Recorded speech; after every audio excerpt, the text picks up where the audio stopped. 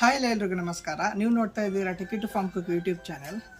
ಇವತ್ತು ನಾವು ನಮ್ಮದೊಂದು 30 ವರ್ಷ ಹಳೆಯದು ಲೋಕಲ್ ಅಡಿಕೆ ಮರ ಇದೆ. ಸೊ ಅದಕ್ಕೆ ನಾನು ಇವತ್ತು ಗೊಬ್ಬರ ಹಾಕ್ತಾ ಇದ್ದೀನಿ. ಸೊ ಹಾಗೆ ಒಂದು ವಿಡಿಯೋ ಮಾಡುವಂಥ ಈ ವಿಡಿಯೋ ಮಾಡ್ತಾ ಇದ್ದೀನಿ.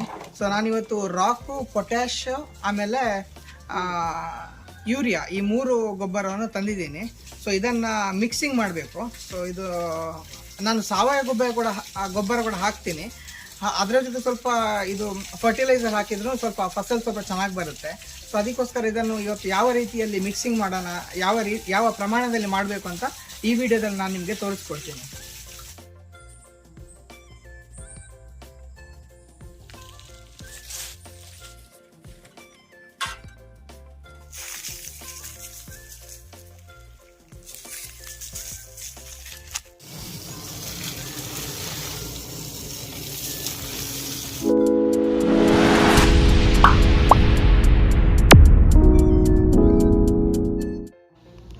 ಈಗ ಪೊಟ್ಯಾಶ್ 1 ತಗೊಂಡಿದ್ದೀನಿ.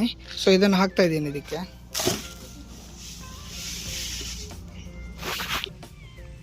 ಪೊಟ್ಯಾಶ್ 2,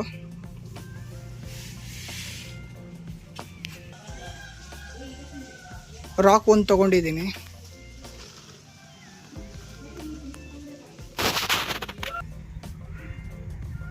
ರಾಕ್ 2,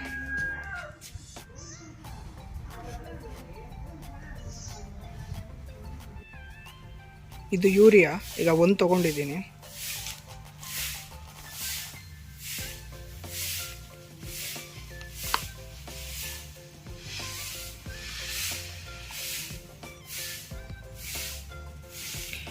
ಇನ್ನು ಇದು ಎಲ್ಲ 3 ಫರ್ಟಿಲೈಸರ್ ಹಾಕಿದ್ದೀನಲ್ಲ, ಎಲ್ಲವನ್ನು ಸ್ವಲ್ಪ ಚೆನ್ನಾಗಿ ಮಿಕ್ಸ್ ಮಾಡಬೇಕು.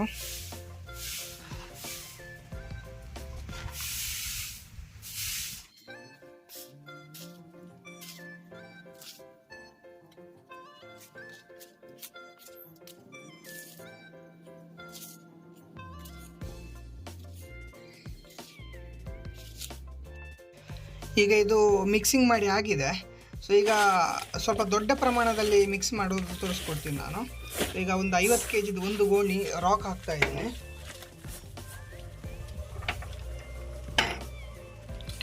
ನೆಕ್ಸ್ಟ್ ಇದರ ಮೇಲೆ 50 kg ಪೊಟ್ಯಾಶ್ ಹಾಕ್ತಾ ಇದ್ದೀನಿ.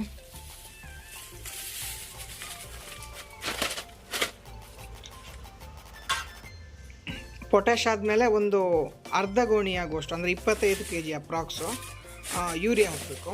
2:2:1 ರೇಷಿಯೋದಲ್ಲಿ ಹಾಕಬೇಕು.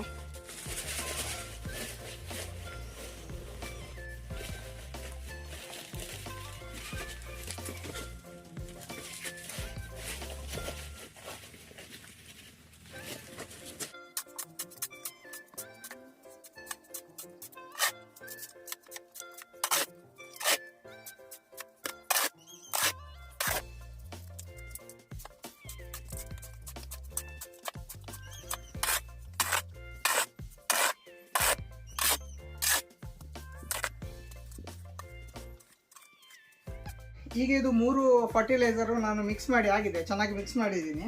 ಸೊ ಇವಾಗ ನೆಕ್ಸ್ಟು ಇದನ್ನು ನಮ್ಮ ಅಡಿಕೆ ಮರಗಳಿಗೆ ಹಾಕಬೇಕು. ಫಸ್ಟ್ ಇದನ್ನು ಇದಕ್ಕೆ ತುಂಬ್ತೀನಿ ಇವಾಗ.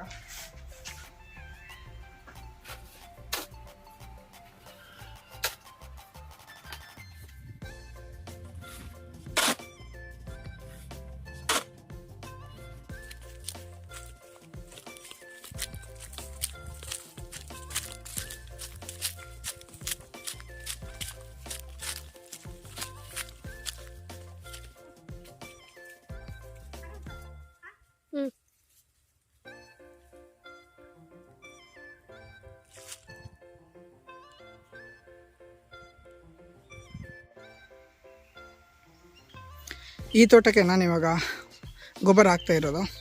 ಸೊ ಮಿಷಿನ್ ಹಾಕಿ ಎಲ್ಲ ತೋಟ ಕ್ಲೀನ್ ಮಾಡಿದ್ದೀವಿ.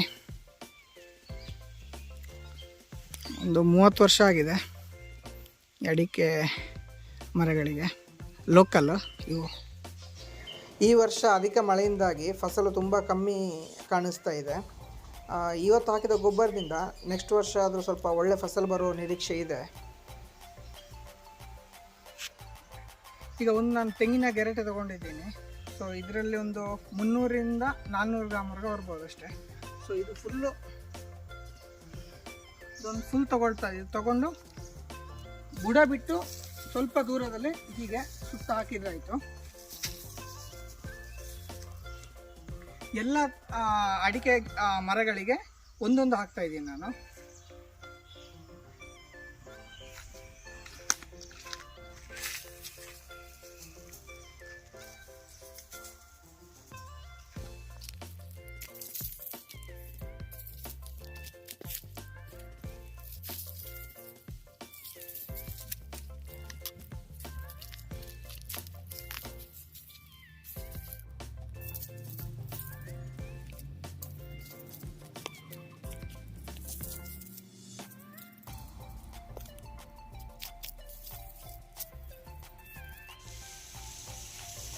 ಇಲ್ಲಿ ನೋಡಿ, ಇದರ ಸುತ್ತ ಫರ್ಟಿಲೈಸರ್ ಹಾಕಿದ್ದೀನಿ.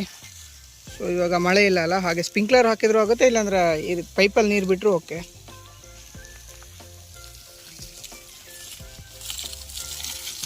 ಸೊ ಅದು ಫರ್ಟಿಲೈಸರ್ ಫುಲ್ ಕರಗಬೇಕು, ಕರಗಿದ್ರೆ ಅದಕ್ಕೆ ಬೇಗ ಬೇರುಗಳಿಗೆ ಸಿಗುತ್ತೆ ಅದರ ಸತ್ವ.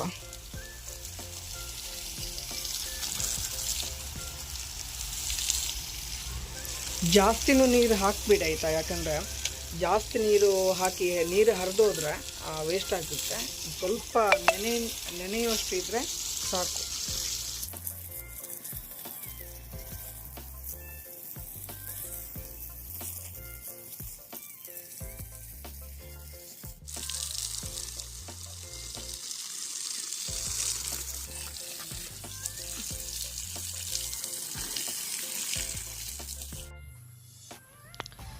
ನಮ್ಮ ಅಡಿಕೆ ತೋಟದಲ್ಲಿ ಒಂದು ಜಮ್ಮುನೇರಳೆ ಮರ ಇದೆ. ಸೊ ಈಗ ಹೂ ಬಿಟ್ಟಿದೆ ಅದು. ಸೊ ಅದು ಹೂ ಬಿದ್ದಿದೆ ಇಲ್ಲಿ ಕೆಳಗಡೆ.